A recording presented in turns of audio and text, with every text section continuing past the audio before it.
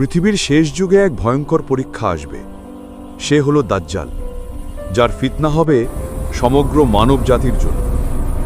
নবী করিম সাল্লাল্লাহু আলাইহি ওয়াসাল্লাম বলেছেন, দাজ্জালের মতো বড় ফিতনা পৃথিবীতে আর কখনো আসেনি।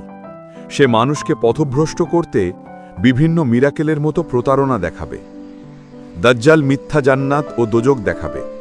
তার কথায় যারা বিশ্বাস করবে তারা ঈমান হারিয়ে ফেলবে, কিন্তু মুমিনরা বুঝবে ওগুলো সবই ধোঁকা। নবী সাল্লাল্লাহু আলাইহি ওয়াসাল্লাম আরও বলেছেন যে আল্লাহকে দৃঢ়ভাবে মানবে, দাজ্জালের মিথ্যা কখনো তাকে ধোঁকা দিতে পারবে না। দাজ্জালের ফিতনা থেকে বাঁচার উপায় হল সূরা কাহাফের প্রথম 10 আয়াত পড়া এবং আল্লাহর ওপর সম্পূর্ণ ভরসা রাখা। যখন দাজ্জাল আসবে, পৃথিবী অন্ধকারে ভরে যাবে। এমন সময় মুমিনদের ঈমানই হবে তাদের একমাত্র আলো। আল্লাহ আমাদের সবাইকে এই বড় ফিতনা থেকে হেফাজত করুন। আমিন।